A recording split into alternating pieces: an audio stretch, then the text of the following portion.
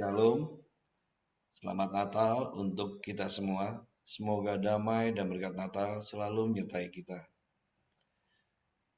Perkenalkan, saya Thomas, dan ini istri saya Lina, dan saya ingin berbagi pengalaman ataupun ya hal-hal yang pernah kami alami saat sebelum dan sesudah ikut KPH.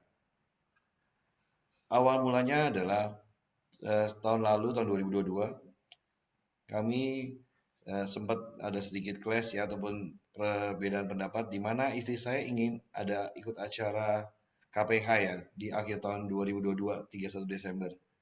Nah, saat itu muncullah apa godaan ataupun gangguan dari saya ya. Saya melarang ataupun saya suruh dia memilih. Kamu pilih ikut KPH atau ikut acara keluarga yang akan saya buat yaitu makan bersama. Dan saat itu sempat terjadi perbedaan pendapat lah. Istri saya keberatan. Dia bilang tetap harus ikut karena udah janji sama siswi lah ya.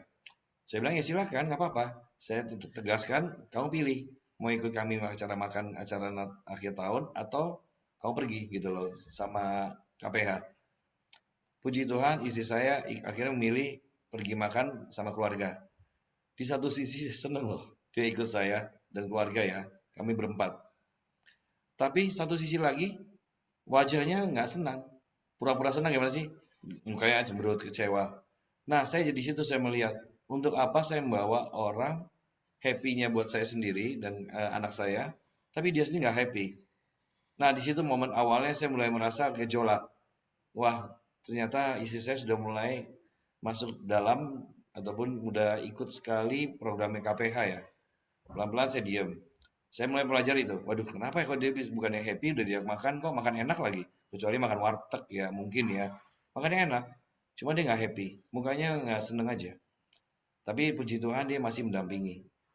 Nah, berjalannya waktu lagi, ada lagi momen di mana waktu itu sedang ada acara retret ya kalau nggak salah.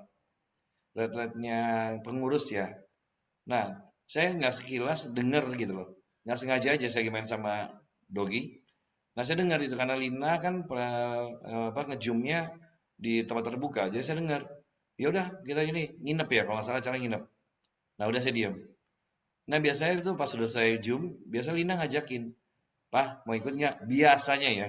Nah, ini enggak. Ya saya langsung inisiatif loh. Papa ikut nggak? Wih, jawabannya indah banget. Oh, nggak bisa. Papa belum RPH.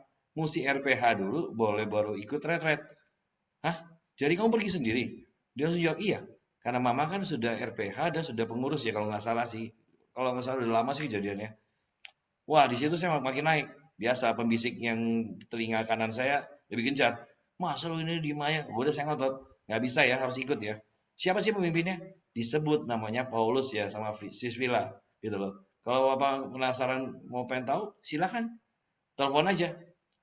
Nah, kalau telepon harusnya dikasih dong. Nih nomor teleponnya Pak Paulus yang ini, Villa yang ini. Ini enggak, cari aja sendiri gitu. Wah, makin panas lagi saya. Biasa, namanya gangguan, godaan, ada aja caranya. Tiba-tiba saya dapat nomor teleponnya. Cari taunya dari semua pihak saya tanya, nomor telepon Paulus. Astrid pun jadi korban. Saya telepon dia. Astrid, saya minta dong nomor teleponnya Bro Paulus sama si Villa. Oh maaf kok, aku belum bisa kasih. Sorry itu aku tanya dulu. Pokoknya Astrid nggak ngasih. Saya cari gimana dapatnya ya. Ya namanya niat nggak baik pasti dapat lah ya. Saya akhirnya dapat namanya mantan-mantannya KPH. Bayangin saya bisa ketemu sama 3 mantan KPH. Dan tiga-tiganya saya tanyain mereka bisa memberikan nomor itu. Nah, setelah itu dapat nomornya, happy-nya minta ampun. Kenapa? Karena saya mau mau telepon dan saya buktikan saya telepon. Kalau nggak salah saya telepon itu masih pagi jam 10-an. Saya masih ingat karena saya di kantor. Saya telepon Bro Paulus ya. Dengan Bro Paulus ya? Iya saya. Saya tahu mas, saya gituin. Saya jelaskan, saya juga dulu ikut SEP ya. Tapi saya ya namanya kita mau nyerang orang, sombongnya pasti dikedepanin dong. Bukannya rendah hatinya itu dikedepanin. Sombongnya. Saya menjadi aktivis ya di sini ya. Saya gituin. Saya mau nanya, ajaran di mana ya? Bahwa istri pergi dari rumah tanpa didampingi suami. Kalau dia single nggak apa-apa. Ini kelompok apa ya? Komunitas apa ya? Sampai saya gituin loh. Nah kalau nggak salah mungkin itu di speakerin deh. Karena saya juga bilang, Siswilanya, sampai saya sebut nama Siswila. Saya mulai bicara sama sisi villa juga karena saya penasaran. Saya mau menyampaikan kepada dua orang ini salah aturan main ini gitu. Saya salah beneran. Saya bilang nggak benar ya ajaran begitu. Harusnya kan yang dipersatukan Allah tidak boleh ceraikan manusia. Biasa ayat-ayat yang nggak benar saya sebutin gitu loh. Nah sampai akhirnya Paulus bilang, oh saya juga tidak bilang Walina harus minta izin surat dari suami nggak ada. Ini kita lepas kepada peserta gitu loh. Karena ini kan pengurus ya gitu loh. Saya keberatan ya sampai saya gituin. Akhirnya nggak lama saya matiin teleponnya dengan kata lain bahwa saya menyatakan kepada Bro Paulus dan Siswila, saya nggak setuju istri saya bisa pergi untuk acara retret ini. Biasa, intinya supaya gagal aja. Nah, seiring berjalannya waktu, itu saya nggak pernah telepon lagi, nggak pernah ketemu lagi. Tiba-tiba kita gereja pagi bareng. Saya gereja, istri saya gereja juga sama-sama. Hari Sabtu itu nggak mungkin lupa saya. Sama, Astrid juga si Ocit ikut. Nah, setelah lagi pulang gereja, tiba-tiba biasanya saya makan kan sama Astrid. Nah mereka ngomong, Bro Paulus sama Siswila mau ikut. Awalnya saya udah keberatan, cuma saya nggak menunjukin sama Acit. Wah, masa saya nunjukin saya nggak suka sama orang, jangan. Saya diem aja. Tapi tiba-tiba pas makan, kan nggak semobil. Yang semobil sama saya kan si Acit doang, si Astrid. Nah, itu duduk, datanglah. Nah lo mati duduk. Ah, saya pikir ah, duduknya di pojokan. Kan saya udah pernah marah-marah sama dia. Nggak taunya duduknya depan mata saya, depan saya langsung. Siapa yang nggak gemeteran gitu loh. Ya ampun, udah gitu mereka ramah lagi. Pasangan ini ramah sama saya. Kok Thomas manggilnya sopan.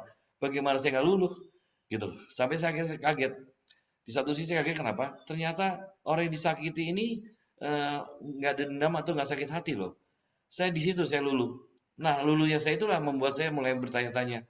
Wah, saya salah persepsi selama ini. Saya salah menilai orang. Kenapa? Karena orang yang baik ini ternyata nggak ada depan loh. Saya juga kaget gitu loh. Ini saya tulus ya. Karena depan mata saya, Bro Paulus ya, malah diajak ngomong, Thomas gimana, kerja di mana, baik ngomongnya. Nah lepas hari itu, saya tegur istri saya, baik ya, sampai saya bilang, saya puji, baik ya Bro Paulus itu ya, emang baik. Nah saya mulai tuh terganggu hati ya saya bilang. Nah setelah itu tiba-tiba ada acara pertemuan ya, untuk pengurus untuk PW ya. Saat pertemuan ini, saya diajak.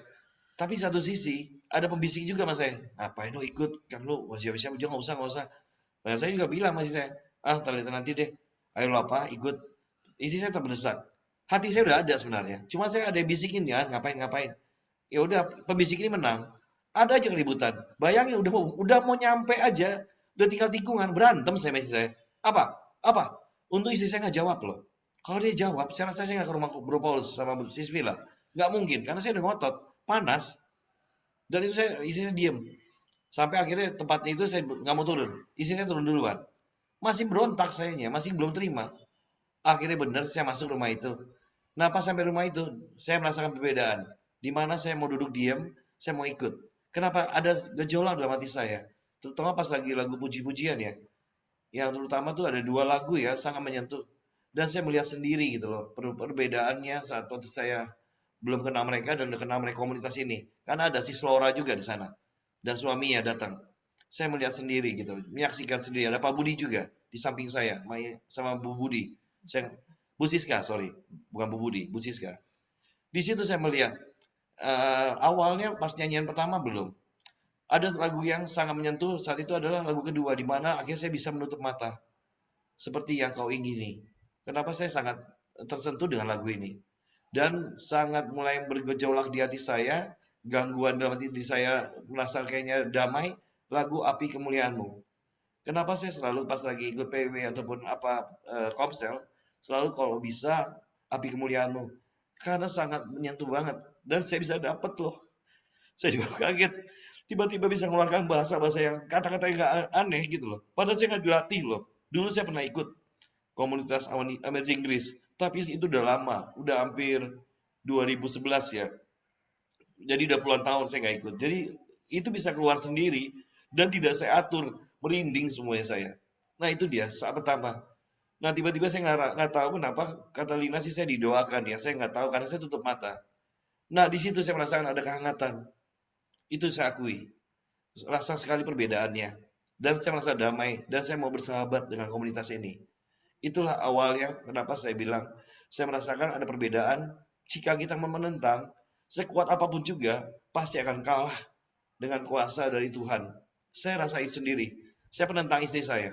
Aktif nggak boleh, ikut acaranya harus dibatasi. Sate seminggu 2 kali, PW sebulan sekali.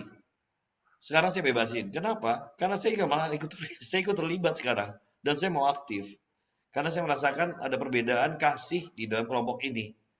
Beda sekali. Saya rasain kok. Gitu loh. Dan yang saya mau nyampaikan juga, pengalaman saya adalah saat saya akhirnya terpanggil untuk ikut RPH ya. Saya angkatan 15. Dan saya waktu itu minta sendiri sama istri saya, tolong fasilitatornya adalah istri saya sendiri. Di mana dulu belum pernah ada. Laki sama laki, karena kan akan sharing. Tapi saya mohon waktu itu, saya ada ajukan kepada broking ya juga, kalau boleh sama Siswila, Lina aja, karena dia istri saya. Kan ada tugas-tugas juga ya, supaya memudahkan karena kami komunikasinya biar sejalan. Akhirnya di ACC disetujui Lina sebagai fast saya. Dan puji Tuhan, saya bisa lalui itu semua sampai 33 hari tanpa bolong dan saya merasakan ada sedikit damaian. Dan saat ini saya sedang masih belajar untuk lebih taat dan lebih setia lagi. Gangguannya banyak. Saya akui. Yang mau pakai tangan saya nggak cuma hanya Tuhan. Saya juga rasakan itu. Tapi saya memilih Tuhan. Tetap saya akan pilih Tuhan. Dengan bagaimana perintangannya. Maka saya mau menyampaikan, kita harus telanjangi kuasa gelap. Kita jelasin, kita sampaikan aja bahwa ini salah, sehingga dia akan pergi. Kalau kita tahan, kita diem, nggak ceritain, atau kita nggak putus atau patahkan, pasti dia akan tetap di hati kita. Karena saya rasain sendiri gitu loh. Kalau saya diem, saya nggak mau sharing atau nggak mau ceritain, itu makin lebih kuat. Dianya akan lebih kuat dalam diri kita. Sehingga untuk menentang atau mengganggu itu lebih kuat. Tapi kalau kita nyatakan, nggak mau, saya mau ini. Kita patahkan aja. Contoh nih kayak PW. Nggak, saya PW nggak bisa ikut. Kita patahkan, nggak harus ikut. Percaya, pasti jadi akan ikut. Ini yang saya sampaikan artinya apa? Kita harus menanjangi kuasa gelap. Karena kalau kita utarakan, kita ungkapkan, mereka malu, mereka akan pergi. Tapi kalau kita tahan, kita kayak memelihara ya, atau dipiara, didiemin, itu akan lebih kuat dianya. Ya saat ini saya akuin di 2023 banyak sekali gangguan yang saya alami, yang saya rasakan, gitu loh. Meskipun istri saya sudah anggota tetap KPH atau pengurus, tapi tetap aja gangguan di kita berdua masih ada. Hanya saat ini yang terjadi, yang saya rasakan adalah saat istri saya lagi naik, saya bisa meredam, saya tenang. Saat saya lagi tinggi, istri saya ngerti, dia diam. Dulu, kalau dia ribut, saya juga ribut. Kan saya bilang tadi, saya hobi gitu loh. Hobi untuk ya menentang lah ya. Dia maunya A, saya pasti B. Sama istri saya juga, saya maunya B, dia maunya A. Sekarang kita lagi mencoba menyelaraskannya. Istri mau A, saya mau A. Istri B, saya B. Kenapa? Supaya bisa kita sama-sama menjadi anak ataupun bisa ikut jalannya. Saya akui, saya adalah domba yang hilang. Saat ini penggembalanya yang dipakai oleh Tuhan adalah Pasutri Paulus dan Villa ya. Itu sedang menggembalakan kami. Saya akuin saya mau masuk kemauan itu lagi melalui komunitas ini.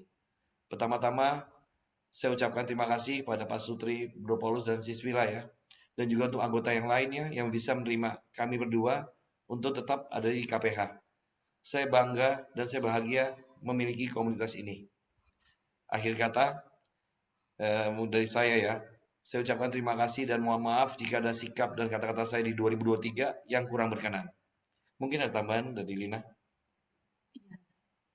Saya mau meneguhkan apa yang dikatakan oleh Pak Thomas saat ini benar adanya dan semuanya itu terbukti dan ada saksi-saksinya. Pak Paulus dan Bu Villa, terima kasih atas bimbingan kalian selama ini untuk kita semua dan um, saudara-saudara terkasih, sahabat terkasih di luar sana. Jika engkau mau, pasti akan terjadi. Jika engkau mau menyerahkan dirimu kepada Tuhan dengan tulus, dengan rendah hati, kuasa Tuhan akan ditampakkan. Mujizat itu akan terjadi di kehidupan kita. Ini adalah salah satu bukti kami ingin menyampaikan ini dan menyebarkan kabar baik ini untuk kalian semua. Karena kami sudah merasakannya. Intinya adalah taat, percaya, setia kepadanya.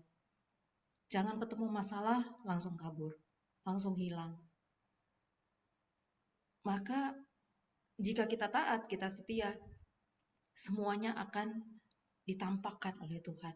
Dan Tuhan itu tidak pernah diam. Tuhan selalu ada di samping kita. Tuhan selalu menyertai kita, sadar atau tidak sadar kita. Dengan penghiburan-penghiburan yang kecil, dia selalu nampakin dan selalu ada di sana. Jadi, percaya saja. Demikian sharing kami, semoga ini dapat membantu teman-teman yang sedang mengalami pergumulan saat ini. Ini adalah salah satu cara untuk kita kembali kepadanya. Dengan 5 senjata, taat dan setia menjalankannya, pasti yakin semuanya mujizat ada di depan mata kita. Tergantung kita mau atau tidak.